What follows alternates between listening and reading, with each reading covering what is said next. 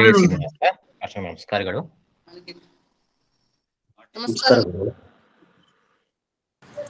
ನಮಸ್ಕಾರ ಗುರುಗಳು. ನಮಸ್ಕಾರ.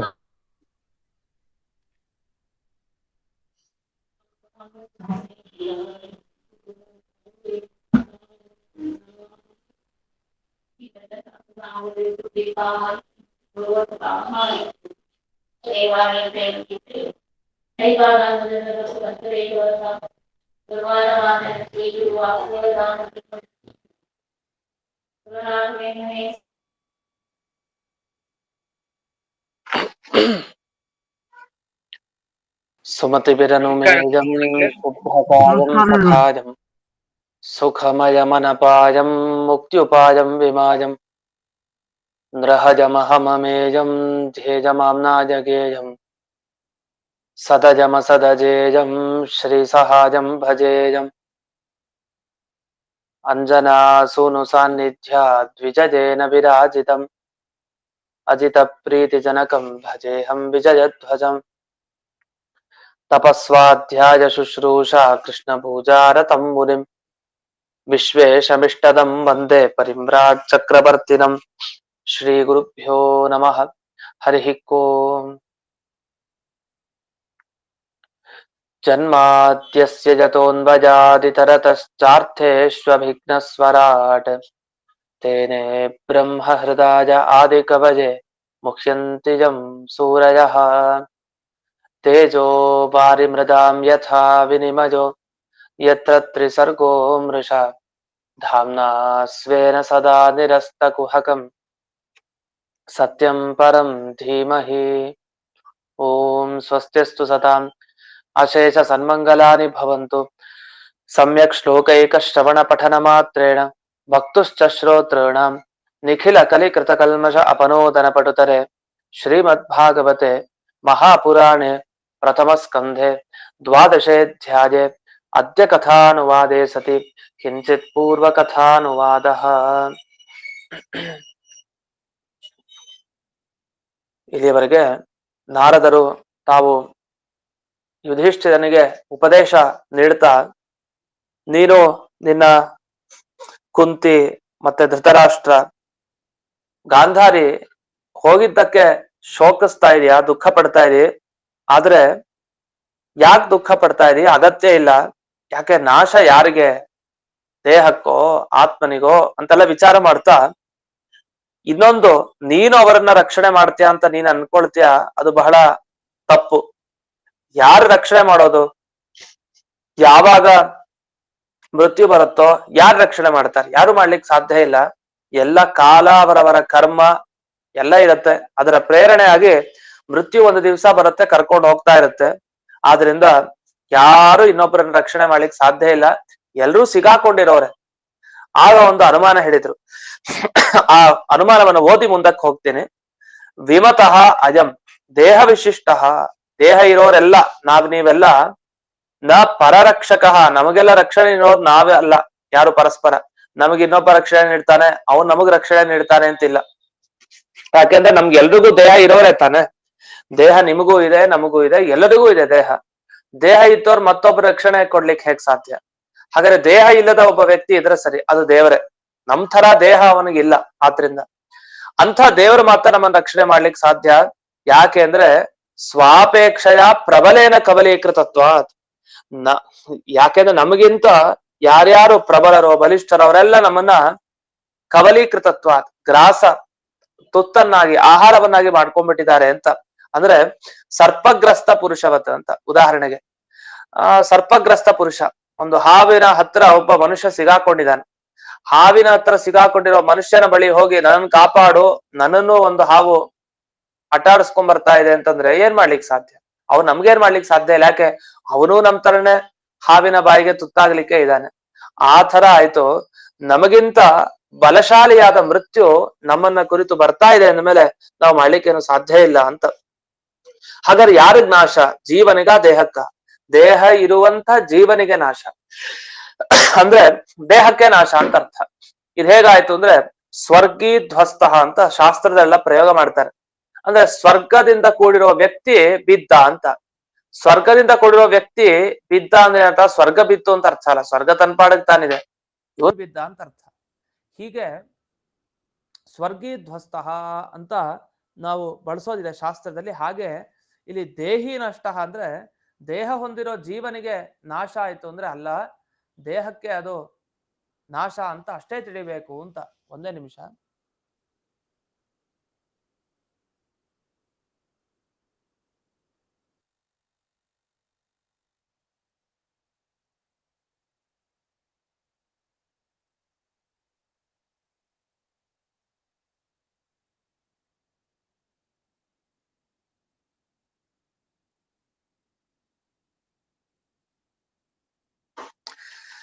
ಹೀಗೆ ದೇಹಿ ನಷ್ಟ, ದೇಹ ಇರೋನು ನಾಶ ಹೊಂದಿದ ಅಂದ್ರೆ ದೇಹಕ್ಕೆ ನಾಶ ಆಯ್ತು ಹೊರತು ನಮಗೇನ್ ನಾಶ ಆಗ್ಲಿಲ್ಲ ಅಂತ. ಉದಾಹರಣೆಗೆ ಒಂದು ಉದಾಹರಣೆ ಕೊಡ್ತಾರೆ, ಶಿಖಿ ಧ್ವಸ್ತ ಅಂತ.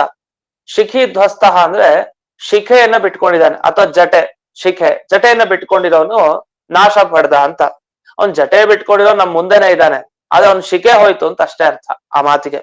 ಆ ತರ ಈ ಎಲ್ಲ ಮಾತುಗಳಿಗೂ ಕೂಡ ಶಾಸ್ತ್ರದಲ್ಲಿ ಎರಡಕ್ಕೆ ಅನ್ವಯಿಸೋ ಹಾಗೆ ಮಾತಾಡಿರ್ತಾರೆ. ಆದ್ರೆ ಎರಡಕ್ಕೆ ಅನ್ವಯಿಸೋದಿರೋದು ಅದು ಒಂದಕ್ಕೆ ಅನ್ವಯಿಸೋದು ಅಂತ. ಅದೊಂದು ವಿಷಯ ಅಂತ ತಿಳ್ಕೊಂಡು ಮುಂದಕ್ಕೆ ಹೋಗೋಣ. ಈಗ ನಾರದರ ಬಳಿ ಯುಧಿಷ್ಠಿರ ಮತ್ತೊಂದು ಪ್ರಶ್ನೆನ ಕೇಳ್ಬೋದು. ಆ ಪ್ರಶ್ನೆಯನ್ನ ಮನಸ್ಸಲ್ಲಿ ಇಟ್ಕೊಂಡು ನಾರದರೇ ತಾವು ಉತ್ತರ ಕೊಡ್ಲಿಕ್ಕೆ ಪ್ರಾರಂಭ ಮಾಡ್ತಾರೆ. ನಾನು ಭಗವನ್ ಸತ್ಯಮೇತದ್ ನಿಜ, ನೀವೆಲ್ಲ ಉಪದೇಶ ಕೊಟ್ಟಿದ್ ನಾನು ಒಪ್ತೀನಿ, ಆದ್ರೆ ಸ್ವಲ್ಪ ಯಾಕೋ ನನ್ನ ಮನಸ್ಸಿನಲ್ಲಿ ಅರ್ಧ ಇನ್ನೂ ಒಪ್ಪಿಗೆ ಬರ್ತಾ ಇಲ್ಲ, ಒಪ್ಲಿಕ್ಕೆ ನಂಗೆ ಆಗ್ತಾ ಇಲ್ಲ. ಯಾಕೆ ಅಂದ್ರೆ ನೋಡಿ, ಈಗ ನನ್ನ ತಂದೆ ಅಂದ್ರೆ ದೊಡ್ಡಪ್ಪ ದೊಡ್ಡಮ್ಮ ಇಬ್ರಿಗೂ ಕಣ್ ಕಾಣಿಸಲ್ಲ, ವಯಸ್ಸು ಬೇರೆ ಆಗಿದೆ, ಇಬ್ರಿಗೂ ಕಣ್ಣು ಕಾಣಿಸಲ್ಲ, ವಯಸ್ಸು ಬೇರೆ ಆಗಿದೆ. ಇಂಥವ್ರಿಗೆ ಅನ್ನ ಯಾರು ಕೊಡ್ತಾರೆ? ತಿನ್ಲಿಕ್ಕೆ ಭೋಜನ ವ್ಯವಸ್ಥೆ ಆಗ್ಬೇಕಲ್ಲ, ಊಟ ಅದು ಇದು ಎಲ್ಲ ಜೀವನ ನಿರ್ವಹಣೆ ಆಗ್ಬೇಕಲ್ಲ. ಅದನ್ನ ಅವ್ರು ಬದುಕಿರೋದೇ ನನಗೆ ಸಂಶಯ ಆಗ್ತಾ ಇದೆ. ಇವರೆಲ್ಲ ಬದುಕೋದು ಹೇಗೆ? ಮೊದಲೇ ವಯಸ್ಸಾಗಿದೆ, ವಯಸ್ಸಾದ ಮೇಲೆ ಕಣ್ಣು ಬೇರೆ ಕಾಣಲ್ಲ, ಅಂದ್ಮೇಲೆ ಸಿಗೋದು ಭೋಜನ ಏನು ಸಿಗತ್ತಾ ಕಾಡಿನಲ್ಲಿ ಬೇರೆ ಬೇರೆ ಕಡೆ? ಸಾಧ್ಯ ತಪಸ್ ಮಾಡ್ಲಿಕ್ಕೆ ಅಂತ ಹೊರಟವ್ರು. ಇಂಥ ವ್ಯಕ್ತಿಗಳಿಗೆ ಏನಾದ್ರು ಸಪೋರ್ಟ್ ಸಹಾಯವನ್ನ ಮಾಡದಿದ್ರೆ ಬದುಕೋದು ಹೇಗೆ? ನನ್ನಿಂದ ಅವರು ಬದುಕ್ತಾ ಇದ್ದಾರೆ ಅಂತ. ಆದ್ರೂ ನನಗೆ ಈ ಸಂದೇಹ ನನಗೆ ಉಳ್ಕೊಂಡಿದೆ ಅಂತ. ಹಾಗಾದ್ರೆ ನೀವೇನ್ ಭಾವಿಸ್ತಾ ಇದಿ? ಯುಧಿಷ್ಠಿರನಿಗೆ ನಾರದರು ಮತ್ತೆ ಅದನ್ನ ಉತ್ತರ ಕೊಡ್ತಾ ಹೇಳೋದು, ಹಾಗಾದ್ರೆ ಏನ್ ಭಾವನೆ ಇದೆ? ನಿನ್ನಿಂದ ಅವರು ಜೀವನ ನಿರ್ವಹಣೆ ಮಾಡ್ತಾರೆ, ನೀನೇ ಎಲ್ಲ ಜೀವನ ಮಾಡ್ಲಿಕ್ಕೆ ಏನೇನು ಉಪಾಯ ಬೇಕೋ ಅದನ್ನೆಲ್ಲ ಕಲ್ಪಿಸಿ ಕೊಟ್ಟು ಅವ್ರ ಜೀವನ ನಿರ್ವಹಣೆ ಮಾಡ್ತಾ ಇದೀಯಾ? ಇದು ನಿನ್ನ ಭ್ರಮೆ ಅಂತ ಹೇಳ್ತಾರೆ ಮತ್ತೆ ನಾರದರು. ಯಾಕೆ ಭ್ರಮೆ? ನೋಡು, ಎರಡು ಪ್ರಶ್ನೆ ಕೇಳ್ತೀನಿ ನಿನ್ನ ಹತ್ರ. ನಾರದರು ಯುಧಿಷ್ಠಿರನ ಬಳಿ ಆ ಎಲ್ಲ ಪ್ರಶ್ನೆ ಇಟ್ಕೊಂಡು ಉತ್ತರ ಕೊಡ್ತಾರೆ. ಅದನ್ನ ಟಿಪ್ಪಣಿಕಾರ ಬಿಡಿಸಿರ್ತಾರೆ. ಹೀಗೆ ಎರಡು ಪ್ರಶ್ನೆ. ಒಂದು, ನೀನು ರಕ್ಷಣೆ ಮಾಡ್ತೀನಿ ಅಂತ ಹೇಳ್ತಾ ಇದೆಯಲ್ಲ, ಈ ಧೃತರಾಷ್ಟ್ರ, ಗಾಂಧಾರಿ, ಕುಂತಿ ಎಲ್ಲ ರಕ್ಷಣೆ ಮಾಡ್ತಾ ಇದ್ದೀನಿ, ನನ್ನ ರಕ್ಷಣೆಯಲ್ಲಿ ಇದ್ರೆ ಅವ್ರು ಆರಾಮಾಗಿರ್ತಾ ಇದ್ರು, ವಯಸ್ಸು ಬೇರೆ ಆಗಿತ್ತು. ಸಾಮಾನ್ಯವಾಗಿ ಹೇಳೋದಿದೆ, ಒಳ್ಳೆ ಮಗ ಆದ್ರೆ ಹೇಳ್ತಾನೆ, ನನ್ನ ತಂದೆ ತಾಯಿಗಳು ತುಂಬಾ ವಯಸ್ಸಾಗಿದೆ, ನಾನೇ ನೋಡ್ಕೊಬೇಕು, ಬೇರೆದಕ್ಕೆಲ್ಲ ನಾನು ಜಾಸ್ತಿ ಭಾಗವಹಿಸೋದಿಲ್ಲ ಕಾರ್ಯಕ್ರಮಗಳಿಗೆ. ಯಾಕೆ? ನನ್ನ ತಂದೆ ತಾಯಿ ವಯಸ್ಸಾಗಿದೆ, ಅವ್ರು ನೋಡ್ಕೊಬೇಕು ನಾವು ಅಂತ ಸಹಜವಾಗಿ ನಾವು ಹೇಳೋದಿರತ್ತೆ. ಹಾಗಾದ್ರೆ ಇದನ್ನ ಹೇಳೋದ್ ತಪ್ಪ? ಇದನ್ನ ಹೇಳೋದೇನ್ ತಪ್ಪಿಲ್ಲ. ಯಾಕಂದ್ರೆ ಮಗನಾದವನ ಕರ್ತವ್ಯ, ಅವನು ತನ್ನ ತಂದೆ ತಾಯಿಗಳು ನಾನೇ ಪೋಷಣೆ ಮಾಡ್ಬೇಕು, ಯಾರು ಇಲ್ಲ, ವೃದ್ಧರು ಬೇರೆ, ಅವ್ರು ಮೆಡಲಿಕಾಲ, ನಾನೇ ನೋಡ್ಕೊಬೇಕು ಅಂತ ಅಂದೇ ಅಂತಾನೆ ಯಾರಾದ್ರೂ. ಇದನ್ನೇ ಯುಧಿಷ್ಠಿರ ಅವತ್ತಿನ ದಿವಸ ನಾರದರ ಬಳಿನೂ ಕೂಡ ಇದೇ ಹೇಳಿದ ವಿಷಯ. ಆದ್ರೆ ಇದೊಂದು ಮೂರ್ಖತನ ಅಂತ ಹೇಳ್ತಾರೆ. ಇದು ನಿನ್ನ ಭ್ರಮೆ. ಇದು ಈ ತರ ನೀನು ಜೀವನೋಪಾಯ ನೀ ಕೊಡ್ತಿ ಅಂತ ಏನ್ ಅನ್ಕೊಂಡಿದ್ಯಾ ನಿನ್ನ ತಂದೆ ತಾಯಿಗಳಿಗೆ, ಅದು ನಿನ್ನ ಭ್ರಮೆ ಅಂತ ನಾರದರು ಯುಧಿಷ್ಠಿರನಿಗೆ ಹೇಳುವಂತ ಮಾತು. ಅದ್ ಹೇಗ್ ಭ್ರಮೆ ಆಗ್ಲಿಕ್ಕೆ ಸಾಧ್ಯ ಅಂದ್ರೆ, ಅದಕ್ಕೆ ಇವರು ಪ್ರಶ್ನೆ ಮಾಡೋದು, ನೀನ್ ರಕ್ಷಣೆ ಮಾಡ್ತೀನಿ ನಿನ್ನ ತಂದೆ ತಾಯಿಗಳನ್ನ ಅಂತ ಹೇಳ್ತೀಯಲ್ಲ, ಈ ರಕ್ಷಣೆ ಮಾಡೋದು ಹೇಗೆ? ನೀನ್ ಅವ್ರಿಗೆ ಮೋಕ್ಷ ಕೊಟ್ಟು ರಕ್ಷಣೆ ಮಾಡ್ತೀಯ? ರಕ್ಷಣೆ ಅಂದ್ರೆ ಮುಕ್ತಿ ದಾನ. ದಾನ ಅಂದ್ರೆ ಮುಕ್ತಿ ದಾನ ಶ್ರೇಷ್ಠ. ಅಂಥ ದಾನ ಜಗತ್ನಲ್ಲಿ ಯಾರು ಕೊಡ್ಲಿಕ್ಕೆ ಸಾಧ್ಯ ಇಲ್ಲ. ನಾವು ಮಾಡೋ ದಾನಗಳೇ ಶ್ರೇಷ್ಠ ಅಂತ ಅನ್ಕೊಂಡಿರ್ತೀವಿ. ಆದ್ರೆ ಎಲ್ಲದಕ್ಕಿಂತಲೂ ವಿದ್ಯಾದಾನನೂ ಶ್ರೇಷ್ಠ ನಿಜ. ಆ ವಿದ್ಯಾದಾನಕ್ಕಿಂತಲೂ ಎಲ್ಲಾ ದಾನಕ್ಕಿಂತ ಮೊಟ್ಟ ಮೊದಲ ದಾನ ಯಾವುದು ಶ್ರೇಷ್ಠ? ಅದು ಮುಕ್ತಿ ದಾನ ಒಂದೇ. ಮೋಕ್ಷ ಕೊಡ್ತೀರಾ, ಆ ದಾನ ಮಾಡ್ತೀರಾ, ಅದಕ್ಕಿಂತ ಮತ್ತೊಂದ್ ಸಿಗಲ್ಲ. ಅದನ್ನ ದಾನ ಮಾಡಿ. ಯಾರ ಹತ್ರ ಕೇಳ್ಬೇಕು ನಾವು ಮೋಕ್ಷ ಕೊಡಿ ಅಂತ? ಇರೋರ್ ಬರೋರೆಲ್ಲ ಸಿಗಾಕೊಂಡವ್ರೆ. ಯಾರು ಮೋಕ್ಷವನ್ನ ದಯಪಾಲಿಸ್ಲಿಕ್ಕೆ, ದಾನವನ್ನ ಮಾಡ್ಲಿಕ್ಕೆ ಶಕ್ತರೇ ಅಲ್ಲ, ಸಾಮರ್ಥ್ಯನೇ ಇಲ್ಲ. ಅಂತೂ ಹೀಗೆ ಮುಕ್ತಿಯನ್ನ ಕೊಡ್ಲಿಕ್ಕೆ ಯಾರಿಗೂ ಸಾಮರ್ಥ್ಯ ಇಲ್ಲ ಅಂದ್ಮೇಲೆ ನಿನಗಾರು ಸಾಮರ್ಥ್ಯ ಉಂಟ? ನಿನಗೂ ಇಲ್ಲ ಅಂತ ನೀನು ಒಪ್ಲೇಬೇಕು. ಹಾಗಾದ್ರೆ ನಿನಗೂ ಇಲ್ಲ ಅಂತ ಆದ್ಮೇಲೆ ನೀನು ನಿನ್ನ ತಂದೆ ತಾಯಿಗಳಿಗೆ ಮೋಕ್ಷವನ್ನ ಕೊಟ್ಟು ರಕ್ಷಣೆ ಮಾಡ್ತೀಯ ಅಂತ ನೀ ಹೇಗೆ ಹೇಳ್ತಾ ಇದೀಯ? ಅದಕ್ಕೆ ಅರ್ಥ ಇಲ್ಲ. ಮತ್ತೊಂದು, ಜೀವನೋಪಾಯಭೂತ ಅನ್ನಾದಿದಾನೇನ, ಹಾಗೆ ಜೀವನಕ್ಕೆ ಬೇಕಾದ ಒಂದೇ ನಿಮಿಷ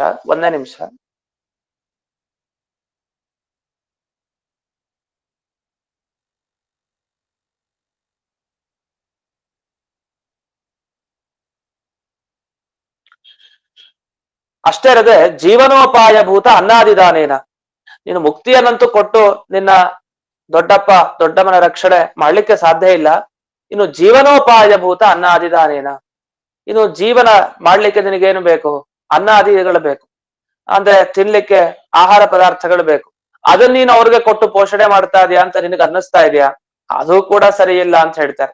ಏನ ಕೊಟ್ಟಿದ್ ನಾನೇ ಸಾಕ್ಷಿ ತಾರೆ, ನಾನೇ ಅವರಿಗೆ ಅನ್ನಾದಿಗಳನ್ನ ಕೊಟ್ಟಿದ್ದು, ಭೋಜನ ವ್ಯವಸ್ಥೆ ನಾನೇ ಮಾಡಿದ್ದು, ಅದನ್ನೇ ನನ್ನ ತಂದೆ ತಾಯಿಗಳು ಅಂದ್ರೆ ಧೃತರಾಷ್ಟ್ರ ಮತ್ತೆ ಈ ಗಾಂಧಾರಿ ಕುಂತಿ ಇವರೆಲ್ಲ ಅದನ್ನೇ ಸ್ವೀಕಾರ ಮಾಡಿದ್ದಲ್ವಾ ಅಂದ್ರೆ ಅದಕ್ಕೆ ಉತ್ತರ ಕೊಡ್ತಾರೆ ಎರಡನೇ ಪ್ರಶ್ನೆಗೆ.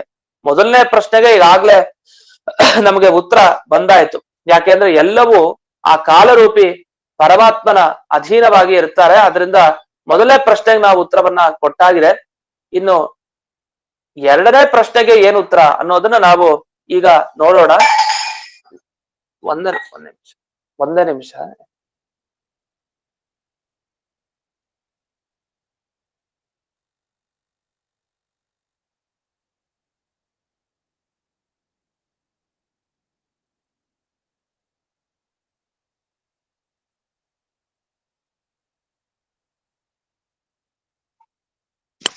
ಅದಕ್ಕೆ ಈಗ ಎರಡನೇ ಪ್ರಶ್ನೆಗೆ ಉತ್ತರವನ್ನ ಕೊಡ್ತಾರೆ.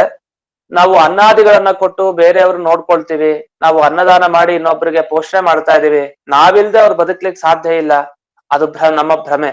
ಯಾಕೆ ಅಂದ್ರೆ ಅದಕ್ಕೆ ಕಾರಣ ಕೊಡ್ತಾರೆ 47ನೇ ಶ್ಲೋಕ. ಈಗ 47ನೇ ಶ್ಲೋಕವನ್ನ ನೋಡೋಣ. ಅಹಸ್ತಾನಿ ಸಹಸ್ತಾನಾಂ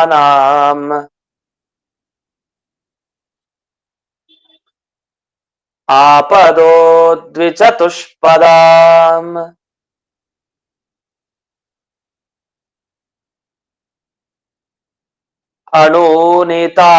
ಅಣೂನಿತಾತಮಹತಾಂ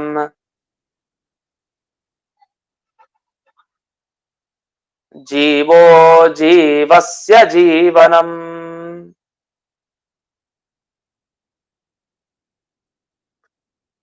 ನಾವು ಸಾಮಾನ್ಯವಾಗಿ ಈ ಮಾತನ್ನ ಕೇಳಿರ್ತೀವಿ, ಜೀವೋ ಜೀವಸ್ಯ ಜೀವನಂ ಅಂತ. ಅದು ನಿಜವಾಗಿ ಜೀವೋ ಜೀವಸ್ಯ ಜೀವನಃ ಅಂತ ಕೆಲವು ಸಲ ಹೇಳೋದಿರುತ್ತೆ. ಆದ್ರೆ ಹಾಗಲ್ಲ. ನಮ್ಗೆ ಭಾಗವತದ ಈ ಮೊದಲನೇ ಸ್ಕಂದದ ಈ 12ನೇ ಅಧ್ಯಾಯದಲ್ಲಿ ಬರೋ ಮಾತಿದು. ಜೀವೋ ಜೀವಸ್ಯ ಜೀವನಂ, ದೇವರ ಮಾತು, ವೇದವ್ಯಾಸರ ಮಾತು. ಇಲ್ಲಿ ಹೇಳಿದ್ದೇನು? ಜೀವೋ ಜೀವಸ್ಯ ಜೀವನಂ. ಪ್ರತಿಯೊಬ್ಬ ಜೀವಿಗೆ ಇನ್ನೊಬ್ಬ ಜೀವನೇ ಆಧಾರ. ನಾವೊಬ್ರೇ ಇರ್ತೀವಿ, ನಾವೆಲ್ಲ ಮಾಡ್ತೀವಿ, ಅದು ಅಸಾಧ್ಯ. ಇನ್ನೊಬ್ಬರ ಮೇಲೆ ನಾವು ಡಿಪೆಂಡ್ ಆಗೇ ನಾವಿರ್ಬೇಕು ಜೀವನದಲ್ಲಿ. ನಾವು ಸ್ವತಂತ್ರವಾಗಿ ನಾವೊಬ್ರೇ ನಾನೇ ಎಲ್ಲ ಮಾಡ್ಕೊಂಡು ಹೋಗ್ತೀವಿ, ನನ್ಗೆ ಯಾರು ಬೇಕಾಗಿಲ್ಲ ಅಂತ ಹೇಳಿಕ್ ಸಾಧ್ಯನೇ ಇಲ್ಲ. ಜೀವಸ್ಯ ಜೀವನಂ ಅಷ್ಟೇ. ನಾವು ಪ್ರಾಣಧಾರಣೆ ಮಾಡ್ಬೇಕು, ನಾವು ಜೀವನವನ್ನ ಸಾಗಿಸ್ಬೇಕು ಅಂದ್ರೆ ಮತ್ತೊಬ್ಬರ ಅವಶ್ಯಕತೆ ಇದ್ದೇ ಇದೆ. ಮತ್ತೊಬ್ಬ ಜೀವನ ಅಪೇಕ್ಷೆ ಇಲ್ಲದೆ ನಾವು ಬದುಕಲಿಕ್ಕೆ ಸಾಧ್ಯ ಇಲ್ಲ. ಈ ಮಾತು ಬಂದಿದೆ. ನಾವು ಪ್ರಶ್ನೆ ಮಾಡಿದ್ದೇನು, ಇವ್ರು ಉತ್ತರ ಕೊಟ್ಟಿದ್ದೇನು? ನಾವು ಪ್ರಶ್ನೆ ಮಾಡಿದ್ದೇನು? ನಾರದರು ಕೇಳಿದ್ರು ಯುಧಿಷ್ಠಿರನಿಗೆ ಏನಂತ, ನಿನಗೆ ಅನ್ನಾದಿಗಳನ್ನ ಕೊಟ್ಟು ನಿನ್ನ ತಂದೆ ತಾಯಿಯನ್ನ ನೀನು ಕಾಪಾಡ್ತಾ ಇದೀಯ ನೀನ್ ಅನ್ಕೊಳ್ತಿಯಲ್ಲ, ಇದು ನಿನ್ನ ಭ್ರಮೆ ಅಂತಂದ್ರು. ಉತ್ತರ ಕೊಡ್ಬೇಕಾದ್ರೆ ಜೀವೋ ಜೀವಸ್ಯ ಜೀವನಂ ಅಂತಾರೆ. ಜೀವನಿಗೆ ಜೀವನೇ ಬೇಕು ಅಂತ, ಇನ್ನೊಬ್ಬ ಜೀವ ಬೇಕು ಅಂತ. ಹಾಗಾದ್ರೆ ತಂದೆ ತಾಯಿಗಳಿಗೆ ಮಗ ಬೇಕು, ಮಗನಿಗೆ ತಂದೆ ತಾಯಿಗಳು ಬೇಕು. ಜೀವೋ ಜೀವಸ್ಯ ಜೀವನಂ, ಎರಡಕ್ಕೂ ಸರಿ ಹೋಯ್ತಲ್ಲ. ಇವ್ರು ಏನು ಉತ್ತರ ಕೊಡ್ತಾ ಇದ್ದಾರೆ? ಪ್ರಶ್ನೆಗೆ ಸರಿಯಾಗಿ ಉತ್ತರ ಕೊಡೋದು ಬಿಟ್ಟು ಪ್ರಶ್ನೆಯನ್ನೇ ಸರಿ ಅನ್ನೋ ತರ ಮಾಡ್ತಾ ಇದಾರೆ ಇವರು. ಹೇಗೆ ಅಂತ ಪ್ರಶ್ನೆಗೆ ಸರಿಯಾಗಿ ಉತ್ತರ ಬರ್ಲಿಲ್ಲ. ಅವ್ರ ಏನ್ ಪ್ರಶ್ನೆ ಬಂತು? ಅನ್ನಾದಿದಾನೇನ, ಅನ್ನಾದಿಗಳನ್ನ ಕೊಟ್ಟು ನಾ ಪೋಷಣೆ ಮಾಡ್ತೀನಿ ಅಂತ ಹೇಳಿದೆ, ಅದೇ ಸರಿ ಅನ್ನಿಸ್ತಾ ಇದೆ. ಯಾಕಂದ್ರೆ ಯಾವತ್ತು ಒಳ್ಳೆಯ ಮಗ ತನ್ನ ತಂದೆ ತಾಯಿ ವಯಸ್ಸಾದವ್ರನ್ನ ಚೆನ್ನಾಗೇ ನೋಡ್ಕೊಳ್ತಾನೆ, ಅವನೇ ನೋಡ್ಕೊಳತ್ತಾನೆ, ಇನ್ಯಾರು ಅಂತ ಈ ಪ್ರಶ್ನೆಗಳು ಬಂದೇ ಬರುತ್ತೆ. ಅದರಿಂದ ಜೀವೋ ಜೀವಸ್ಯ ಜೀವನಂ ಅಂತ ಹೇಳಿ ಇಲ್ಲಿ ನೀವೇನು ಜೀವನೋಪಾಯ ಏನಿದೆ ಅದು ಒಂದು ಜೀವಿ ಮತ್ತೊಬ್ಬ ಜೀವಿಗೆ ಅವನು ಜೀವನೋಪಾಯ ಅಂತ ಏನ್ ಹೇಳಿದ್ದು ಇದು ಸರಿ ಇಲ್ವಲ್ಲ ಅಂತ ಅನ್ಸತ್ತೆ ಮೇಲ್ನೋಟಕ್ಕೆ. ಆದ್ರೆ ಶ್ಲೋಕದ ಅರ್ಥವನ್ನೆಲ್ಲ ಗಮನಿಸಿ ಮುಂದಿನ ಶ್ಲೋಕಗಳನ್ನ ಗಮನಿಸಿದಾಗ ನಮಗೆ ಇದ್ರ ಅರ್ಥ ಆಗತ್ತೆ. ಓಹೋ, ಇದ್ರು ಅರ್ಥ ಇವರು ಯಾವ ರೀತಿ ಉತ್ತರ ಕೊಡ್ಲಿಕ್ಕೆ ಅಂತ ಹೊರಟಿದ್ದಾರೆ ಅಂತ ಆಮೇಲೆ ನಮ್ಗೆ ಅರ್ಥ ಆಗತ್ತೆ. ಈಗ ಮೊದಲನೇದಾಗಿ ಜೀವೋ ಜೀವಸ್ಯ ಜೀವನಂ, ಹೇಗೆ ಒಬ್ಬ ಜೀವ ಮತ್ತೊಬ್ಬ ಜೀವನಿಗೆ ಬೇಕಾಗಿದೆ, ಅಪೇಕ್ಷೆ ಇದೆ ಅಂತ ಹೇಗೆ ಗೊತ್ತಾಗತ್ತೆ ಅಂದ್ರೆ, ಇದು ನಮ್ಮ ಅನುಭವಕ್ಕಂತೂ ಇದ್ದೇ ಇರತ್ತೆ. ಭಾಗವತದ ಮುಖಾಂತರ ನಮ್ಗೆ ಏನ್ ತಿಳಿತಾ ಇದೆ ಅಂದ್ರೆ, ಅಹಸ್ತಾನಿ ಸಹಸ್ತಾನ. ಅಹಸ್ತಾನಿ ಅಂದ್ರೆ ಹಸ್ತ ಅಂದ್ರೆ ಕೈ, ಹಾಗೆ ಕೈ ಕಾಲು ಎಲ್ಲ ತಗೊಳ್ಳೋದೆ. ಅಹಸ್ತಾನಿ ಅಂದ್ರೆ ಸರಿಯಾದ ಕೈ ಇದೆಲ್ಲ ಇಲ್ಲದೆ ಇರೋವಂಥದ್ದು. ಈಗ ಕೈ ಇಲ್ಲದೆ ಇರೋವಂಥದ್ದು ನೋಡೋಣ. ಕೈ ಯಾವುದಕ್ಕಿಲ್ಲ? ಶಶ ಪಾರಾವತ ಪಕ್ಷಿ ಪ್ರಭೃತಿವಿಹಿ. ಶಶ ಅಂದ್ರೆ ಮೊಲ, ಮೊಲ ಮತ್ತೆ ಪಾರಾವತ ಅಂದ್ರೆ ಪಾರಿವಾಳ. ಪಾರಿವಾಳಕ್ಕೆ ಪಾರಾವತ ಅಂತ ಕರೀತಾರೆ ಸಂಸ್ಕೃತದಲ್ಲಿ, ಮೊಲಕ್ಕೆ ಶಶ ಅಂತ ಕರೀತಾರೆ. ಅಂತೂ ಶಶ ಈ ಪ್ರಾಣಿ ಆಗಬಹುದು, ಮತ್ತೆ ಪಾರಿವಾಳ ಮುಂತಾದ ಪಕ್ಷಿಗಳಾಗ್ಬೋದು. ಈ ಪಕ್ಷಿಗಳಿಗೆಲ್ಲ ಸ್ವಯಂ ಕೈ ಇಲ್ಲ, ಏನ್ ಮಾಡ್ಬೇಕು? ಓಡಾಡ್ತಾ ಇರತ್ತೆ ಅಷ್ಟೇ, ಕೈಗಳಿಲ್ಲ. ಆದ್ರೆ ಇವುಗಳನ್ನ ಬಡಿಸ್ಕೊಂಡು ಮನುಷ್ಯ ತಾನು ತನ್ನ ದೇಹವನ್ನ ಧಾರಣೆ ಮಾಡ್ಕೊಂಡು ಹೋಗ್ತಾನೆ. ಮನುಷ್ಯನಿಗೆ ಇವುಗಳ ಅಪೇಕ್ಷೆ ಏನಿದೆ ಅಂದ್ರೆ ಅರ್ಥ, ನಾವು ಪ್ರಾಣಿಗಳನ್ನ ಇಟ್ಟುಕೊಂಡು ಆ ಪ್ರಾಣಿಗಳ ಮುಖಾಂತರನು ಕೆಲಸ ಮಾಡಿಸ್ಕೊಂತ ಇರ್ತೀವಿ. ಅದು ಉದಾಹರಣೆ ಕೊಟ್ರಷ್ಟೇ ಅವರು, ಮೊಲ ಮತ್ತೆ ಈ ಪಾರಿವಾಳ ಇತ್ಯಾದಿಗಳು ಅಂತ. ಅಂತೂ ಯಾರು ಒಂದು ಸೂಚನೆ ಕೊಡ್ಬೇಕು ಅಂದ್ರೆ ಅದ್ರ ಕೈಲಿ ಕಳಿಸೋದು, ಅಥವಾ ಅದನ್ನ ಇಟ್ಕೊಂಡು ಅದನ್ನ ಮಾರೋದಾಗ್ಲಿ, ಅಥವಾ ಅದನ್ನ ಇಟ್ಕೊಂಡು ಇನ್ಯಾವುದೋ ರೀತಿ ವ್ಯವಹಾರ. ಅಂತೂ ಮನುಷ್ಯರು ಯಾರಿಗೆ ಕೈ ಇದೆ, ಮನುಷ್ಯರಿಗೆ ಅವರು ಕೈ ಇಲ್ದೇ ಇರೋ ಪ್ರಾಣಿಗಳನ್ನ ಇಟ್ಟುಕೊಂಡು ಬದುಕ್ತಾ ಇರ್ತಾರೆ. ಅದು ಪ್ರಾಣಿಗಳನ್ನ ಅವಲಂಬಿಸ್ಕೊಂಡು ಜೀವನ ಮಾಡೋದು ಕೂಡ ಇದೆ. ಇದೊಂದು ಉದಾಹರಣೆ ಕೊಟ್ರು. ಇನ್ನು ಮುಂದಕ್ಕೆ ಹೋಗ್ತಾರೆ. ಅಪದೋ ಚತುಷ್ಪದಾಂ ಅಂತ ಹೇಳ್ತಾರೆ. ಅಪದಃ ಯಾವುದಕ್ಕೆ, ಇದೊಂದು ಆಪದಃ ಅಂತ, ಒಂದೇ ನಿಮಿಷ. ಇಲ್ಲಿ ಅಪದಃ ಅಂತ ಆಗ್ಬೇಕು, ಆಗಲೇ ಆಪದಃ ಅಂತ ಆಗಿದ್ರೆ ಅದನ್ನ ತಿದ್ದುಕೊಳ್ಳಿ, ಅಪದಃ ಅಂತ ಆಗ್ಬೇಕು. ಅಪದಃ ದ್ವಿಚತುಷ್ಪದ. ಇನ್ನು ಯಾವುದಕ್ಕೆ ಕಾಲುಗಳೇ ಇಲ್ಲ ಅಂತ, ಕಾಲುಗಳಿಲ್ದಿರೋ ವಸ್ತು ಯಾವುದು ಅಂದ್ರೆ, ಈಗ ನಾವು ತಿನ್ನುವಂತ ಅನ್ನ ಆಗ್ಬೋದು, ಅಥವಾ ಹುಲ್ಲಾಗ್ಬೋದು, ಏನೇನಿದೆ ಕಾಡಿನಲ್ಲಿ ಸಿಗತ್ತೆ, ಎಲ್ಲ ಪ್ರಾಣಿಗಳೆಲ್ಲ ಏನ್ ತಿಂತಾ ಇರ್ತಾವೆ, ಅದಕ್ಕೆ ಯಾವ್ದಕ್ಕೂ ಕಾಲುಗಳಿಲ್ಲ. ನಾವು ತಿನ್ನೋ ವಸ್ತುಗಳಿಗೇನ್ ಕಾಲಿಲ್ಲ. ಆದರೆ 2 ಕಾಲು ಇರುವಂತವ್ರಾಗ್ಲಿ, 4 ಕಾಲು ಇರುವಂತಹ ಪ್ರಾಣಿಗಳಾಗ್ಲಿ, ಎಲ್ಲದಕ್ಕೂ ಅದೇ ಅನ್ನನೇ ಬೇಕು, ಅದೇ ಹುಲ್ಲು ಅಂತದ್ದೇ ಬೇಕು. ಹಾಗಾದ್ರೆ ಅಲ್ಲೂ ಕೂಡ ಮತ್ತೊಂದರ ಅಪೇಕ್ಷೆ ನಮ್ಗೆ ಇದ್ದೇ ಇದೆ. ಆ ತೃಣ ಅನ್ನ ಅಲ್ಲೆಲ್ಲ ಜೀವ ಇಲ್ಲ ಅಂತ ಏನಿಲ್ಲ, ಅಲ್ಲೂ ಜೀವರು ಇದ್ದೇ ಇದ್ದಾರೆ. ಅಂತೂ ಇಲ್ಲ, ಆಯ್ತು, ಮುಗೀತು. ಇನ್ನು ಅಣೂನಿ ತಾತ ಮಹತ. ಅಷ್ಟೇ ಅಲ್ಲದೆ ಇನ್ನು ಯಾರ್ಯಾರು ಸಣ್ಣವರಾಗಿರ್ತಾರೆ ಮನುಷ್ಯರು, ಇಂಥವ್ರು ನಾವೇ ಅಣುಗಳು, ನಾವೆಲ್ಲ ತುಂಬಾ ಚಿಕ್ಕವರು ಅಂತ. ಚಿಕ್ಕವರು ಅಂದ್ರೆ ನಮ್ಗೆ ಶಕ್ತಿ ಅಷ್ಟಿರಲ್ಲ. ಮನುಷ್ಯರಾಗಿದ್ದಾಗ ನಮ್ಮ ಮೇಲೆ ದಬ್ಬಾಳಿಕೆ ಮಾಡ್ತಾ ಇರ್ತಾರೆ. ಯಾರು ಮಾಡ್ತಾ ಇರ್ತಾರೆ? ಮಹತಾಂ, ದೊಡ್ಡ ದೇಹದ ರಾಕ್ಷಸರು ಏನಿದ್ದಾರೆ ಅಂಥವರು ನಮ್ಮ ಮೇಲೆ ದಬ್ಬಾಳಿಕೆಯನ್ನ ಮಾಡ್ತಾ ಇರ್ತಾರೆ. ಹಾಗ ರಾಕ್ಷಸರಿಗೆಲ್ಲ ಆಟ ನಮ್ಮನ್ನ ಇಟ್ಕೊಂಡು, ನಮ್ಮನ್ನ ಇಟ್ಕೊಂಡು ಅವರ ಜೀವನೋಪಾಯವನ್ನು ಮಾಡ್ಕೊಡ್ತಾರೆ. ಅಂದ್ರೆ ಒಂದು ವಸ್ತು ತಾನು ಒಬ್ಬನೇ ಸುಮ್ನೆ ಇದ್ದು ಎಲ್ಲ ಮಾಡ್ಕೊಳಿಕ್ ಸಾಧ್ಯ ಇಲ್ಲ. ಮತ್ತೊಂದು ಜೀವದ ಅಪೇಕ್ಷೆ ಇಟ್ಟುಕೊಂಡೇ ಅವನು ಬದುಕ್ಬೇಕು. ಅದಿಲ್ಲದೆ ಅವನು ತಾನು ಜೀವನ ನಿರ್ವಹಣೆಯನ್ನೇ ಮಾಡ್ಲಿಕ್ಕೆ ಬರಲ್ಲ. ಯಾಕೆ ಅಂದ್ರೆ ಜೀವೋ ಜೀವಸ್ಯ ಜೀವನಂ, ಇದೆಲ್ಲ ದೇವರ ವ್ಯಾಪಾರ. ದೇವರೇ ಒಂದು ಜೀವಕ್ಕೆ ಮತ್ತೊಂದು ಜೀವ ಬೇಕೇ ಬೇಕು. ಅದನ್ನ ಇಟ್ಕೊಂಡೇ ಅವನು ಆಹಾರವನ್ನಾಗ್ಲಿ ಮುಂತಾದ ವ್ಯವಹಾರಗಳನ್ನಾಗ್ಲಿ ಮಾಡಬೇಕು ಅಂತ ನಿಯಮ ಮಾಡಿದ್ದಾನೆ. ಭಗವಂತನ ನಿಯಮ ಆಗಿದೆ. ಆದ್ರಿಂದ ಆ ಭಗವಂತನ ಆಜ್ಞಾನುಸಾರವಾಗಿ ಏನ್ ನಡೀತಾ ಇದೆ ಲೋಕದಲ್ಲಿ, ಹಾಗೆ ನಾವು ನಡ್ಕೊಂಡೇ ಹೋಗ್ಬೇಕು. ನಾವೇ ಸ್ವತಂತ್ರವಾಗಿ ನಾವೊಬ್ಬರೇ ಇದ್ ಬಿಡ್ತೀವಿ, ಎಲ್ಲ ನಾವೊಬ್ಬರೇ ಆಗ್ಲಿಕ್ಕೆ ಸಾಧ್ಯ ಇಲ್ಲ. ಹಾಗೆ ಅದು ಈ ಜಗತ್ನಲ್ಲಿ ಹಾಗೆ ಸಾಧ್ಯ ಇಲ್ಲ. ಅದು ಈ ಕಲಿಯುಗದಲ್ಲಿ ಸಾಧ್ಯವೇ ಇಲ್ಲ. ಅಂತ ಈ ಸಂದರ್ಭದಲ್ಲಿ ಜೀವೋ ಜೀವಸ್ಯ ಜೀವನಂ ಅಲ್ಲ, ನಾನೊಬ್ನೇ ಹೋಗ್ತೀನಿ, ಅದು ಅಸಾಧ್ಯವಾದ ಮಾತು. ಸರಿ, ಇದನ್ನೆಲ್ಲ ಏನ್ ಹೇಳಲಿಕ್ಕೆ ಹೊರಟ್ರಿ, ನಂಗೆ ಇನ್ನೂ ಅರ್ಥ ಆಗ್ಲಿಲ್ಲ ಅಂತ ಯುಧಿಷ್ಠಿರ ತಾನು ನಿವೇದನೆ ಮಾಡ್ಕೊಂಡಿದ್ದಾನೆ ಮನಸ್ಸಿನ ಮುಖಾಂತರ. ಅದ್ ನಾರದರಿಗೆ ಅರ್ಥ ಆಗಿದೆ, ಯಾಕೋ ಇದು ಅರ್ಥ ಆಗ್ತಾ ಇಲ್ಲ ಈ ವಿಷಯ ಅಂತ. ಅವಾಗ ಮುಂದೆ ವರ್ಣಿಸ್ತಾ ಹೋಗ್ತಾರೆ. ಅದರ ಮುಂಚೆ ಒಂದು ವಿಷಯ, ಈ ಕೊನೆ ವಾಕ್ಯ ಟಿಪ್ಪಣಿಯಲ್ಲೊಂದು ಬರೆದಿದ್ದಾರೆ. ಅತಃ ಅಹಮೇವ ಏತೇಷಾಂ ರಕ್ಷಕಃ ಇತಿ ತ್ವತ್ ಜ್ಞಾನಂ ಮೋಹ ರೂಪಮೇವ ಇತಿ ಭಾವಃ ಅಂತ. ಯಾಕೆಂದ್ರೆ ಈ ಧೃತರಾಷ್ಟ್ರ, ಗಾಂಧಾರಿ, ಕುಂತಿಯನ್ನೆಲ್ಲ ನಾನೇ ನೋಡ್ಕೊಂಡು ನಾನೇ ರಕ್ಷಣೆ ಮಾಡ್ತಾ ಇದ್ದೀನಿ ಅಂತ ನೀವೇನು ತಿಳ್ಕೊಂಡಿದೆ? ಈ ತಿಳ್ಕೊಂಡಿರುವಂತಹ ಜ್ಞಾನ, ನೀನೇನ್ ತಿಳುವಳಿಕೆ ಏನಿದೆ ಅದು ಕೇವಲ ಮೋಹ ಅಷ್ಟೇ ಹೊರತು ಇನ್ನೇನು ಅಲ್ಲ, ಬೇರೆದಲ್ಲ. ಸರಿಯಾಗಿ ನೀನ್ ತಿಳ್ಕೊಳ್ಳಿಲ್ಲ ಅಂತ. ಅಷ್ಟೇ ಅಲ್ಲದ ಇನ್ನೊಂದು ಮಾತನ್ನ ಹೇಳ್ತಾರೆ ನೋಡು, ಎಲ್ಲಾ ಭಗವಂತನ ಅಧೀನ. ಆದ್ರಿಂದ ಅವನ ಭಜನೆ ಒಂದೇ ಕೆಲಸ, ಅದೊಂದೇ ಮಾಡ್ಬೇಕು ನಾವು, ಅದು ಬಿಟ್ಟರೆ ನಮ್ಗೇನಿಲ್ಲ.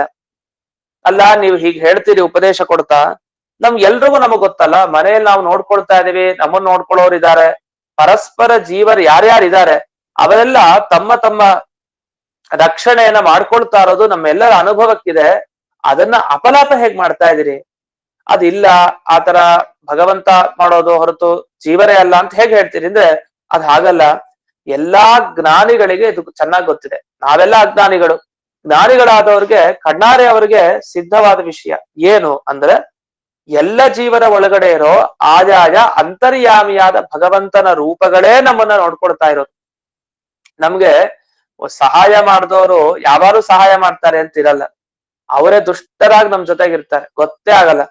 ಸಹಾಯ ಮಾಡೋ ತರ ಇರ್ತಾರೆ, ಕೊನೆಗೆ ನಮ್ಗೆ ತೊಂದರೆ ಮಾಡ್ತಾರೆ. ಕೆಲವುದು ದುಷ್ಟರು ಅಂತ ನಾವ್ ಹಿಂದೆ ದೂಡ್ತಾನೇ ಇರ್ತೀವಿ, ನೋಡಿದ್ರೆ ಅವರೇ ಯಾವಾಗಲೋ ಒಂದ್ಸಲಿ ಸಹಾಯ ಮಾಡಿರ್ತಾರೆ. ಯಾಕೆ ಈ ರೀತಿ ಆಗತ್ತೆ? ಯಾವಾಗಲೂ ಇದೇ ಜೀವಿ ಒಳ್ಳೆಯವನೇ ಆಗಿದ್ರೆ, ನಮಗವನ್ ಯಾವಾಗಲೂ ಒಳ್ಳೆತನವನ್ನೇ ಇಟ್ಕೊಂಡು ಅವನು ಒಳ್ಳೆ ಕೆಲಸ ಮಾಡ್ತಾ ಇದ್ದಿದ್ರೆ, ಯಾಕೆ ಆತರ ಕೆಟ್ಟದ್ದನ್ನ ಕೊನೆಗೆ ಮಾಡ್ತಾನೆ ಕೆಲವು ಸರಿ? ಯಾಕೆ ಹಾಗೆ ಮಾಡ್ಬೇಕು? ಭಗವಂತ ಒಳಗಡೆ ಇದ್ದಾನೆ, ಅವನ ಕೈಲೂ ಇಲ್ಲ ಜೀವನ ಕೈಲಿ, ಅವನು ತನ್ನ ಮನಸ್ಸಿಗೆ ಬಂದ ಹಾಗೆ ಮಾಡ್ತಾ ಹೋಗ್ತಾನೆ. ಆದ್ರೆ ಭಗವಂತನೇ ಒಳಗಡೆ ಇದ್ದು ನಮ್ಮ ಕರ್ಮಗಳಿಗೆ ಅನುಸಾರವಾಗಿ ಪ್ರತಿಯೊಬ್ಬರಿಗೂ ಪ್ರೇರಣೆ ಮಾಡ್ತಾನೆ. ನೋಡು, ಇಂಥವ್ರಿಗೆ ಹೋಗಿ ಸಹಾಯ ಮಾಡು, ಇಂಥವ್ರಿಗೆ ಇದು ಮಾಡು, ಒಳ್ಳೇದಾಗತ್ತೆ. ಹೀಗೆ ಒಬ್ಬೊಬ್ಬರಿಗೆ ಒಂದೊಂದ್ ರೀತಿಯ ಪ್ರಚೋದನೆ ಅವರೇ ಮಾಡಿಸೋದು ದೇವರೇ. ಅದು ದೇವರೇ ಒಳಗಡೆ ಇದ್ದು ಮಾಡಿಸೋದ್ರಿಂದ ಅದೆಲ್ಲ ದೇವರಿಗೆ ಸಂಬಂಧಪಟ್ಟಿದ್ದು ಹೊರತು ನಿಮಗೆ ಯಾವುದು ಸಂಬಂಧಪಟ್ಟಿದ್ದಲ್ಲ. ನೀವು ಮತ್ತೊಬ್ಬ ಜೀವನ ರಕ್ಷಣೆ ಮಾಡ್ತೀವಿ, ಅವ್ರು ನಿಮ್ಮನ್ನ ರಕ್ಷಣೆ ಮಾಡ್ತೀವಿ ಅಂತ ಹೀಗೆಲ್ಲ ಅಲ್ಲ. ರಕ್ಷಕತ್ವಂ ಜ್ಞಾನಿ ಪ್ರತ್ಯಕ್ಷ ಸಿದ್ಧಂ ಅಂತ ರಕ್ಷಣೆ ಮಾಡೋದು ಅನ್ನೋದೇನಿದೆ, ಧರ್ಮ ರಕ್ಷಣೆ ಮಾಡೋದು ಅನ್ನೋದು ಕೇವಲ ಅದು ಭಗವಂತನಿಗೆ ಸಂಬಂಧಪಟ್ಟಿದ್ದಷ್ಟೇ. ಇದು ಜ್ಞಾನಿಗಳು ಕಂಡಿದ್ದು, ಜ್ಞಾನಿಗಳು ನಮಗೆ ಹೇಳಿದ್ದು, ಆದ್ರಿಂದ ಅದನ್ನೇ ನಾವು ಒಪ್ಪಬೇಕು ಹೊರತು ಬೇರೆ ಅಲ್ಲ ಅಂತ ಈ ಅಭಿಪ್ರಾಯದಿಂದ ಮುಂದಿನ ಶ್ಲೋಕಕ್ಕೆ ಬರ್ತಾರೆ. 48ನೆಯ ಶ್ಲೋಕ. ತದಿದಂ ಭಗವಾನ್ ರಾಜನ್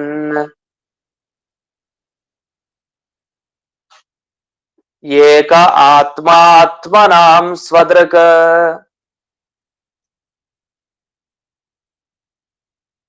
ಅಂತರೋ ನಂತರೋ ಭಾತಿ ಪಶ್ಯತ್ವಂ ಮಾಯಯೋರುತಾಂ. ಯಾಕೆಂದ್ರೆ ಜ್ಞಾನಿಗಳಿಗೆ ಖಂಡಿತಿದ್ದು ನಾ ಹೇಳ್ತಾ ಇದೀನಿ ಕೇಳು ಅಂತ ನಾರದರು ಉಪದೇಶ ಕೊಡ್ತಾ ಇದ್ದಾರೆ. ನಾರದರೇ ಸ್ವಯಂ ಜ್ಞಾನಿಗಳು. ಆ ಜ್ಞಾನಿಗಳಾದ ನಾರದರಿಗೆ ಇದು ಕಂಡಿದೆ. ಆ ಕಂಡದ್ದನ್ನ ಅವರು ನೇರವಾಗಿ ಈ ಯುಧಿಷ್ಠಿರನ ಮುಖಾಂತರ ನಮ್ಮೆಲ್ಲರಿಗೂ ತಿಳಿಸ್ತಾ ಇದ್ದಾರೆ. ಏನಂತ? ತದಿದಂ, ಇದೆಲ್ಲ ಇದು ಅಷ್ಟೇ, ಇದು ಅಸ್ವತಂತ್ರ. ನಮ್ಗೇನ್ ಕಣ್ಣು ಕಾಣಿಸ್ತಾ ಇದೆ ಇಡೀ ಪ್ರಪಂಚ, ಇಲ್ಲಿ ಯಾವ ವಸ್ತುನು ಸ್ವತಂತ್ರವಾಗಿಲ್ಲ. ಏನೋ ಒಂದು ದುಃಖ ಇನ್ನೊಬ್ಬರ ಪರಾಧೀನತೆಗೆ ಒಳಗೆ ಆಗಿದೆ. ಆದ್ರಿಂದ ನಿಜವಾಗಿ ನಮ್ಗೆ ಯಾರು ಎಲ್ಲ ಫಲ ಕೊಡೋದು? ಅದನ್ನ ಹೇಳ್ಬಿಡಿ. ಅದಕ್ಕೆ ಹೇಳ್ತಾರೆ ತತ್ ಭಗವಾನ್ ಆತ್ಮನಾಂ ಆತ್ಮ. ಆತ್ಮಗಳಿಗೆ ಆತ್ಮ ಅಂದ್ರೆ ಅದು ಭಗವಂತ ಒಬ್ಬನೇ ಅಷ್ಟೇ. ಯಾರು ಬರ್ದೇ ಇದ್ದಾಗ ಭಗವಂತ ಒಬ್ಬನೇ ಬರೋದು. ಆತ್ಮನಾಂ ಆತ್ಮ. ಅದನ್ನ ಜೀವಸ್ಯ ಜೀವನ ಅಂದ್ರೆ ಒಬ್ಬ ಜೀವ ಮತ್ತೊಬ್ಬ ಜೀವನಿಗೆ ಆಗ್ತಾನೆ ಅಂತಂದ್ರೆ ಎಲ್ಲಿವರೆಗೆ ಆಗ್ತಾನೆ? ಇವತ್ತು ಒಳ್ಳೆಯವನಾಗಿದ್ದೋ ನಾಳೆ ಕೆಟ್ಟವನಾಗ್ಬೋದು. ಆದ್ರಿಂದ ಜೀವಸ್ಯ ಜೀವನಂ ಅಂತ ಆಗಬೇಕು ಅಂದ್ರೆ ಸರಿಯಾಗಿ ನಮ್ಮ ಜೀವನ ನಿರ್ವಹಣೆ ಒಳಗಡೆ ಆ ಭಗವಂತ ಅಲ್ಲಿ ಪ್ರೇರಣೆ ಮಾಡ್ಬೇಕು. ಭಗವಂತ ಒಬ್ಬನೇ ಆತ್ಮನಾಂ ಆತ್ಮ. ಆತ್ಮರುಗಳಿಗೆ ಆತ್ಮ ಅಂದ್ರೆ ಯಾವ ಫಲ ಬೇಕೋ ಅವರವರು ಮಾಡಿದ ಕರ್ಮಗಳಿಗೆ ಆ ಫಲ ಕೊಡುವಂತ ಪೂಜ್ಯ ಆ ಭಗವಂತ ಒಬ್ಬನೇ. ಏಕಃ, ಅವನೊಬ್ಬನೇ ಇರೋದು, ಅದ್ವಿತೀಯ, ಅವನಿಗೆ ಹೋಲಿಕೆಯನ್ನ ಕೊಡ್ಲಿಕ್ಕೆ ಸಾಧ್ಯ ಇಲ್ಲ. ಸ್ವದೃಕ್ ಅಂತ ಹೇಳ್ತಾರೆ. ಸ್ವದೃಕ್ ಅಂದ್ರೆ ತನಗೆ ತನ್ನ ಜ್ಞಾನ ಬರ್ಲಿಕ್ಕೆ ಇನ್ನೊಬ್ಬರ ಅಪೇಕ್ಷೆ ಇಲ್ಲ. ನಮ್ ಬಗ್ಗೆ ನಾವು ತಿಳ್ಕೊಳಿಕ್ ಇನ್ನೊಬ್ಬರ ಅಪೇಕ್ಷೆ ಇದೆಯಾ? ಬೇಡ, ನಮ್ ಬಗ್ಗೆ ನಮ್ಗೆಲ್ಲ ಗೊತ್ತಿದೆ ಅಂತ ನಾವು ಅನ್ಕೊಳ್ತೀವಿ. ಯಾಕಂದ್ರೆ ನಮ್ಮ ಮನಸ್ಸಲ್ಲಿ ನಾವೇನೇನು ಅನ್ಕೊಳ್ತೀವಿ ಅದ್ ಬೇರೆಯವ್ರಿಗೆ ಗೊತ್ತಾಗಲ್ಲ. ನಮ್ಮ ಮನಸ್ಸಲ್ಲಿ ತಾನೇ ಅನ್ಕೊಂಡಿದ್ ನಾವು ಅಂತ ನಾವ್ ಹೇಳೋದಿರತ್ತೆ. ಆದ್ರೆ ವಾಸ್ತವಿಕವಾಗಿ ನಮ್ಮ ಮನಸ್ಸಿಗೆ ಗೊತ್ತಿದ್ ನಮಗ್ ಗೊತ್ತಿರ್ಬೋದೇನೋ, ಆದ್ರೆ ನಮ್ಮ ಸ್ವರೂಪದ ಬಗ್ಗೆ ನಮ್ಗೆ ಇನ್ನೂ ಗೊತ್ತಿಲ್ಲ. ಅದಕ್ಕೆ ನಾವು ಸಾಧನೆ ಮಾಡ್ತಾ ಇರೋದು, ಶಾಸ್ತ್ರಾಧ್ಯಯನ ಎಲ್ಲ ಮಾಡ್ತಾ ಇರೋದು. ನಮ್ ಬಗ್ಗೆ ನಮ್ಗೆ ಸರಿಯಾಗಿ ಗೊತ್ತೇ ಇಲ್ಲ. ಸರಿಯಾಗಿ ತಿಳಿಸ್ಕೊಟ್ಟಿದ್ದೆ ಶಾಸ್ತ್ರ ನಮ್ ಬಗ್ಗೆ. ಅದನ್ನ ದೇವರು ನಮಗೆ ಅನುಗ್ರಹ ಮಾಡಿ ತಿಳಿಸ್ಬೇಕಷ್ಟೆ. ಅಂತೂ ಸ್ವದೃಕ್ ಆದ್ರೆ ಭಗವಂತನಿಗೆ ಮಾತ್ರ ಹೀಗೆ ಬೇರೆ ಎದುರ ಅಪೇಕ್ಷೆ ಇಲ್ಲ. ತನ್ನ ಜ್ಞಾನ ತನಗೆ ಯಾವಾಗಲೂ ಚೆನ್ನಾಗಿದೆ, ಯಾವಾಗಲೂ ಬೆಳಗ್ತಾ ಇರ್ತಾನೆ. ಅವನು ಸ್ವಪ್ರಕಾಶ, ಅವನು ಅಂತರಹ ಅಂತ ಹೇಳ್ತಾರೆ. ಹಾಗೆ ಅವರು ಯಾರಿಗೆ ಸುಖವನ್ನ ಕೊಡ್ತಾನೆ ಅಂದ್ರೆ ಅಂತರಹ ಅಂತ. ಈ ಅಂತರ ಅನ್ನೋ ಶಬ್ದ ಬಹಳ ಗಂಭೀರ ಶಬ್ದ. ಇದೆಲ್ಲ ನಮಗೆ ಬ್ರಹ್ಮಸೂತ್ರ ಪಾಠ, ಅನುವ್ಯಾಖ್ಯಾನ, ಸುಧಾ ಪಾಠ ಇಲ್ಲೆಲ್ಲ ಬರ್ತಾ ಒಂದು ಅಂತರಾಧಿಕರಣ ಅಂತ ಒಂದು ಬರುತ್ತೆ. ಅಂತರ ಅಂತ. ಅಂತರ ಅನ್ನೋ ಶಬ್ದಕ್ಕೆ ಅಷ್ಟೇ ಅರ್ಥ, ಭಗವಂತನ ಹೆಸರದು. ಅಂತರ ಅಂದ್ರೆ ಅಂತಸ್ಥಿತ್ವ ರಮಣಕೃತ್ ಅಂತರಸ್ಸ ಉದಾಹೃತ ಅಂತ ಅನುವ್ಯಾಖ್ಯಾನದಲ್ಲಿ ಮಧ್ವಾಚಾರ್ಯ ಹೇಳ್ತಾರೆ. ಅಂದ್ರೆ ಒಳಗಡೆ ಇತ್ತು, ಪ್ರತಿಯೊಬ್ಬರ ಒಳಗಡೆ ಇತ್ತು ಸಂತೋಷ ಪಡೋನ್ ದೇವ್ರು ಮಾತ್ರ ಅಂತ. ಹಾಗಾದ್ರೆ ಪ್ರತಿಯೊಬ್ರು ಒಳಗಡೆ ಇದ್ದು ತಮಾಷೆ ನೋಡಿ ಸಂತೋಷ ಪಡ್ತಾನೆ ಹಾಗರ್ಥ ಅಲ್ಲ. ಅವನು ಯಾವುದೇ ದುಃಖದ ಒಂದು ಕೂಪದಲ್ಲಿ ಹಾಕ್ಲಿ, ಅವನು ಅಂಧನ್ ತಮಸ್ಸಿಗೆ ಹಾಕ್ಲಿ, ನರಕಕ್ಕೆ ಹಾಕ್ಲಿ, ದೇವ್ರು ಎಲ್ಲಾ ಕಡೆ ಇದ್ದಾನೆ. ಅಂಧನ್ ತಮಸ್ಸಲ್ಲಿದ್ರು ಅವನ ಸುಖ ಅವನಿಗೆ, ಅಲ್ಲೇನ್ ದುಃಖ ಪಡಲ್ಲ. ಅಲ್ಲಿ ಹೋಗ್ ಬರ್ತಾನೆ, ಶಿಕ್ಷೆಯನ್ನ ನೀಡ್ತಾನೆ. ಇನ್ನು ನರಕಕ್ಕೆ ಹೋದ್ರು ಅಷ್ಟೇ, ಅಂಧನ್ ತಮಸ್ಸಲ್ಲೇ ಹಾಗೆ ಆದ್ಮೇಲೆ ನರಕದಲ್ಲಿ ಎಲ್ಲಿದ್ರು ದೇವರಿಗೆ ಸುಖ. ನಮಗ್ ಹಾಗಲ್ಲ. ನಾವು ಒಂದ್ ಸ್ವಲ್ಪ ನಮ್ಮ ಕ್ಷೇತ್ರ ಬಿಟ್ಟು ಇನ್ನೊಂದ್ ಕಡೆ ಹೋಗ್ತೀವಿ ಅಂದ್ರೆ ಅಲ್ಲಿ ದುಃಖ ಪ್ರಾರಂಭ. ಯಾರು ಏನಂತಾರೋ ಏನು ಗೊತ್ತಾಗೋದಿಲ್ಲ. ಅಂತೂ ನಮ್ಮ ಕ್ಷೇತ್ರಗಳಲ್ಲಿ ಅಷ್ಟೇ ಸೀಮಿತ ನಮಗೆ. ಆದ್ರೆ ಭಗವಂತನಿಗೆ ಹಾಗಲ್ಲ, ಎಲ್ಲಿ ಹೋದ್ರು ಎಲ್ಲಿ ಇದ್ರು ಒಳಗಡೆ ಅವನು ಸುಖಮಯ. ಅದಕ್ಕೆ ಅಂತರ ಅಂತ ಅಂದ್ರೆ ಒಳಗಿರೋದು, ಒಳಗಡೆ ಇದ್ದು ರಮಣ ಯಾವಾಗ್ಲೂ ಖುಷಿಯಿಂದ ವಿಹಾರ ಮಾಡ್ತಾ ಇರ್ತಾನೆ. ಮತ್ತೊಂದು ಅನಂತರಹ, ಅಂತರ ಅಂದ್ರು ಮತ್ತೆ ಅನಂತರ ಅಂತಾರೆ. ಇದೇನ್ ವಿರುದ್ಧ ಅಂದ್ರೆ ಆಗಲ್ಲ. ಅಂತರ ಇಲ್ಲದೆ ಇರೋರು ಅಂದ್ರೆ ಭೇದ ಇಲ್ಲದೆ ಇರೋರು ಅಂತ. ಅಂದ್ರೆ ಈಗ ತಾನೇ ಸುಧಾದಲ್ಲಿ ವಿಚಾರ ನಡೀತಾನೆ ಇದೆ, ಅದೇ ವಿಚಾರ ಇದು ಅಹಿಕುಂಡಲಾಧಿಕರಣದ ವಿಚಾರ. ಹಾಗೆ ಇಲ್ಲಿ ಗುಣಗುಣಿ, ದೇವರಿಗೂ ದೇವರ ಗುಣಗಳಿಗೂ ಭೇದ ಇಲ್ಲವೇ ಇಲ್ಲ, ಅಂತರ ಇಲ್ಲ ಅಂತ. ಅಂದ್ರೆ ಸುಧಾದ ಸಾರ, ಅನುವ್ಯಾಖ್ಯಾನದ ಸಾರ, ಬ್ರಹ್ಮಸೂತ್ರದ ಸಾರ, ಈ ಮೂರು ಸಾರ ಕೊನೆಗೆ ನಮಗೆ ಅದೊಂದು ಫಲ ರೂಪದಲ್ಲಿ, ಹಣ್ಣಿನ ರೂಪದಲ್ಲಿ, ಹಣ್ಣಿನ ರಸ ಅನ್ನುವಂತೆ ನಮಗೆ ಈ ಭಾಗವತದಲ್ಲಿ ಪ್ರತಿ ಶ್ಲೋಕಗಳಲ್ಲಿ ಆ ರಸವನ್ನ ಕೊಟ್ಬಿಟ್ಟಿರ್ತಾರೆ. ನಮಗೇನಂದ್ರೆ ಇದು ಅಲ್ಲಿ ಬಂದಿದೆ ಅಂತ ಗೊತ್ತಾಗ್ತಾ ಇರಲ್ಲ, ಅದ್ರಲ್ಲಿ ಬಂದಿರೋ ವಿಷಯಗಳನ್ನೆಲ್ಲ ಇಲ್ಲಿ ಒತ್ತಿ ಹೇಳಿದ್ದಾರೆ. ಇಂಥ ಭಗವಂತ ಮಾಯೆಯ ಉರುತಾಂ ತ್ವಂ, ತನ್ನ ಇಚ್ಛೆಯಿಂದ ಬೇಕಾದಷ್ಟು ಅವತಾರಗಳನ್ನ ಎತ್ತುಕೊಂಡು ಬಂದಿದ್ದಾನೆ. ಅದನ್ನ ನೋಡ್ತಾ ನೀನ್ ಮಾಡ್ಬೇಕಾದ ಕೆಲಸ ಒಂದೇ, ದೇವರ ಭಜನೆ ಮಾಡ್ತಾ ಇರು, ಈ ಯೋಚನೆಗಳೆಲ್ಲ ಬಿಟ್ಬಿಡು ಅಂತ ನಾರದರು ಇಲ್ಲಿವರೆಗೆ ಯುಧಿಷ್ಠಿರನಿಗೆ ಉಪದೇಶ ನೀಡ್ತಾರೆ. ಇನ್ನು ಮುಂದೆ ಉಪದೇಶವನ್ನ ನೀಡ್ತಾ ಹೋಗ್ತಾರೆ, ಅದ್ಭುತವಾದ ಉಪದೇಶಗಳು. ಅದನ್ನ ನಾಳೆ ದಿವಸ ನೋಡೋಣ ಅಂತ ಹೇಳ್ತಾ ಇಂದಿನ ಪಾಠವನ್ನ ಅಸ್ಮನ್ ಗುರುವಂತರ್ಗತ ವ್ಯಾಸತೀರ್ಥ ಗುರುವಂತರ್ಗತ ಭಾರತೀರಮಣ ಮುಖ್ಯ ಪ್ರಾಣಾಂತರ್ಗತ ಶ್ರೀಮನ್ಮೂಲ ಗೋಪಾಲಕೃಷ್ಣನಿಗೆ ಅರ್ಪಣೆ ಮಾಡ್ತೇನೆ. ನಮಸ್ಕಾರ ಗುರುಗಳೇ. ಧನ್ಯವಾದ ಗುರುಗಳೇ. ನಮಸ್ಕಾರ ಗುರುಗಳೇ.